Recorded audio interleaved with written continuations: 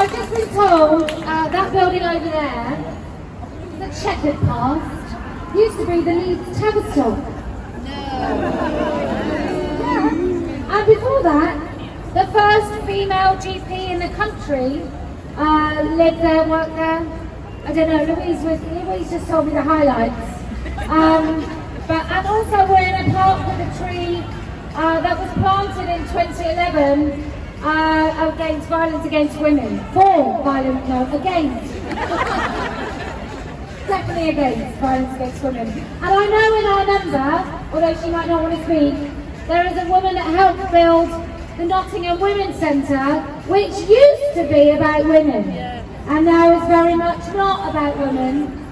But look, I listen to all of us speak and these conversations we have, and it's mind-blowing that we have to convince people that it's all right to say that we don't have cocks. That, you know, cock horse don't lay eggs. That men are men. That we are allowed spaces of our own. I mean, who knew that would happen? And as for the First Minister of, I believe it's Scotland, I don't think he does. I don't think he knows what country he's in charge of. But I'm just going to say, I don't think the hate crime is actually going to be about.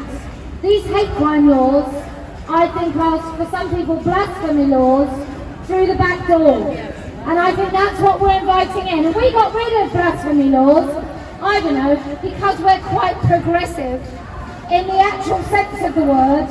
And soon it won't just be whether or not you can say that men don't have vaginas. There'll be all sorts of things that you're not allowed to say. There'll be all sorts of things that you're not allowed to do, because once we invite in this sort of state-sanctioned censorship, we are truly fucked. Absolutely 100%, our liberties are over at that moment.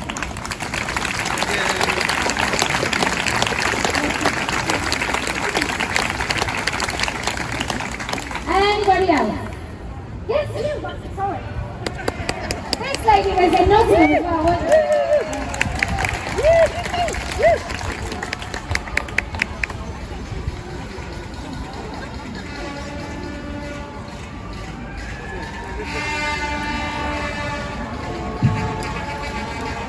Hello, my name's Guy.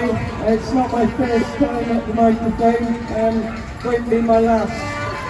I want to come and say something today. I keep being told that I need to take a back seat in my activism, make room for younger people. I'm happy to do that as soon as the younger people actually step up and start doing some of the frickin' activism, okay? Until that point, as a 54-year-old adult human female, I will get myself whatever heck I can. I'll stand and let my voice shake as much as it wants to, and I'll tell you that I don't give a fuck what you wear. I only care for women, women's rights and the rights of children to just be children. When I was a child, I actually thought I could be a dinosaur. Really disappointing to find that I can't.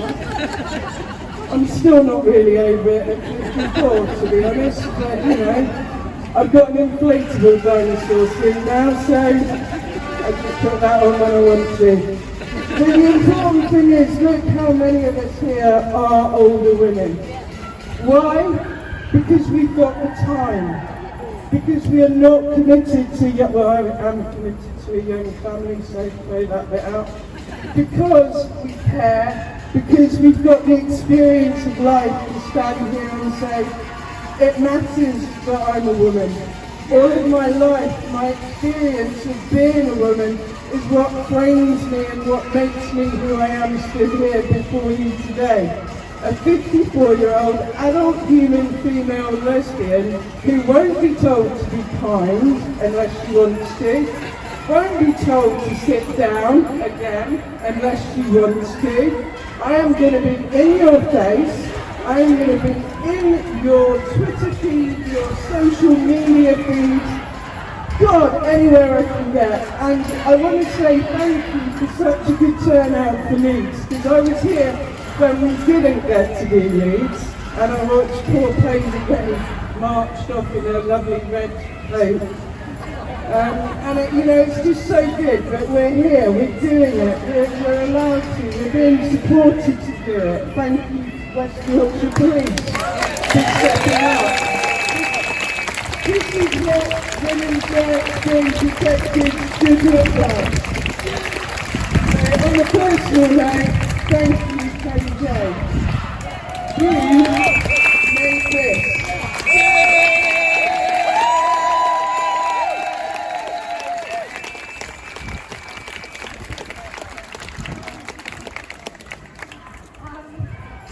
I'm slightly amused by the fact they're making all that effort. And quite frankly, it reminds me that they're playing the spoons. I don't know, I'm old enough, I quite like being my age, because it means I really don't care what other people think of me, although I don't think I ever did, which is why I sometimes had some crazy fashion choices. But I think what happens as you get older is you realise that what other people think of you on a minute by minute basis really doesn't matter. It doesn't actually make any difference to me. But I'm just, at the moment, I keep thinking into Sunday night at the Palladium, maybe Jimmy Tarbuck, and he invites a little double act on to come and play the spoons. And everyone's a little bit bemused, but these sad kids think they're genuinely fighting for something that is meaningful, because maybe they don't have anything meaningful in their lives to actually aim for. Because they don't have boundaries. They've had a whole generation, a whole lifetime of being not even told the word no. Nobody even allowed to get cross. Not a teacher in the school that they feel genuinely afraid of. And that might sound like a little bit like Thatcher. And I thank her for the blue. But that might sound a little bit sort of conservative, trad mom. But that's what kids need. They need a consequence and a boundary. And those kids don't have it. When we at this school, they were saying the most important thing is that children recognise difference. I thought, you're fucking primary school, what do you mean? The most important thing that children are given a love for learning, an ability to read and write and do maths. Yes. That they are given a fundamental foundational knowledge of how to learn independently, how to think independently and critically. Recognising difference is not something that you do with a bit of kumbaya on circle time. It's something that you do by actually being accepting of difference. It doesn't mean saying to everyone, let's sit down and let's talk about who you fancy at 8. What families look like. No, what it means is when two lesbian mothers turn up at the school gates and kids who've never come across it before start talking about it, but you're just really casual because it's fucking normal. Not that you all sit down and all stare at it and make it something massive, which is what happens with these trans kids, so-called. I don't want my children, when they're growing up, I don't want my children to think that anything else that is perfectly normal is abnormal by spending 5 weeks talking about it. And I think another harm we're doing in schools at the moment is continually talking about mental health and anxiety. If we want our children to have a good future, how about we pay some decent wages, we have some really good schools for teaching, and we give them a future that they can look forward to. Telling them all the time that it's normal to be anxious. How's your mental health? How's your mental health? How's your mental health? Basically says to kids who are perfectly fine, oh, should I be thinking about my mental health? Should I be anxious? I just think, I don't know what this is, but I think it's a weird continuation on virtue signaling, where we kind of manifest things that aren't really happening to solve them, because the things that are really happening, we have idea what to do about it. So that's my final sermon for today.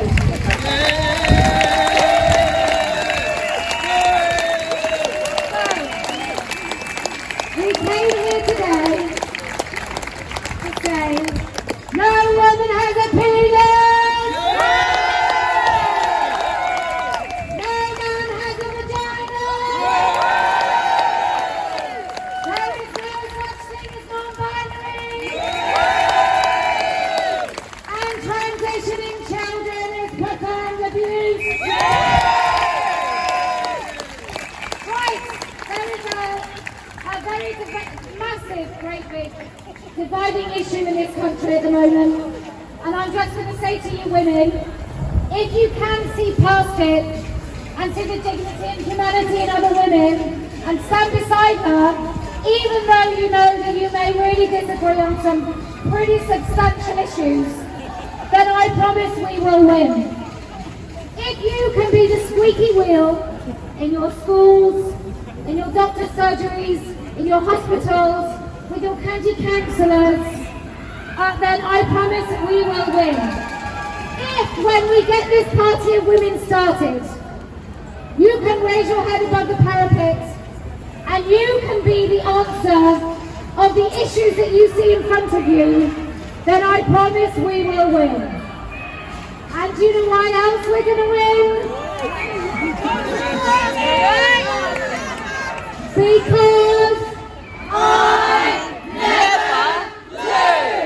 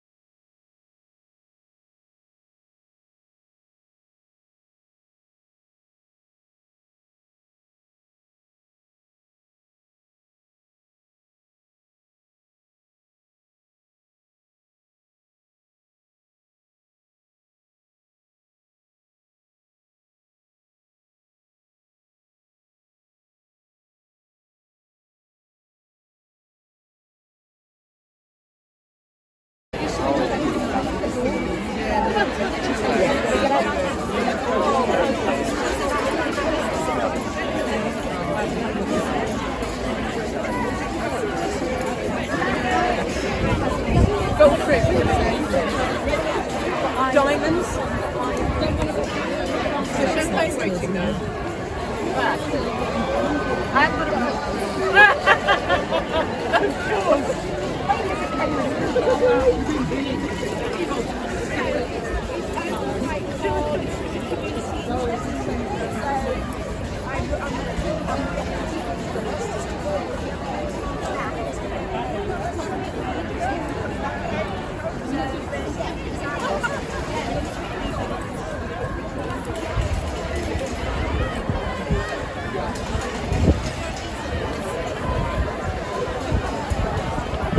Sounds a bit sharp, yeah.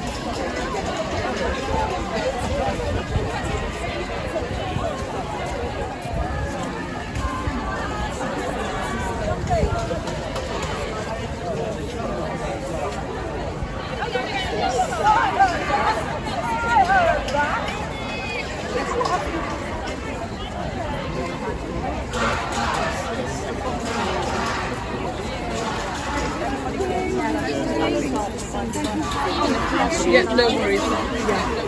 Yeah. We're going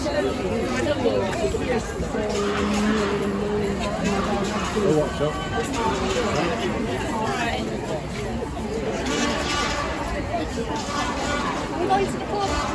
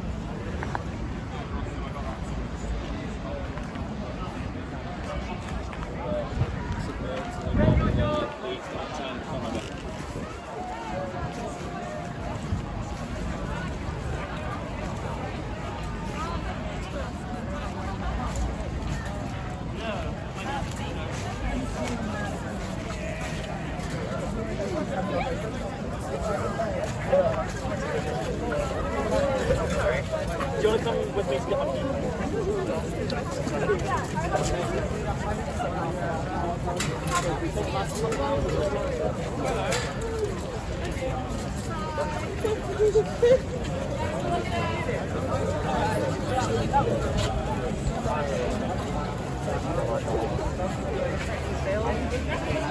Bye-bye. Thank you for the exposure. Bye-bye.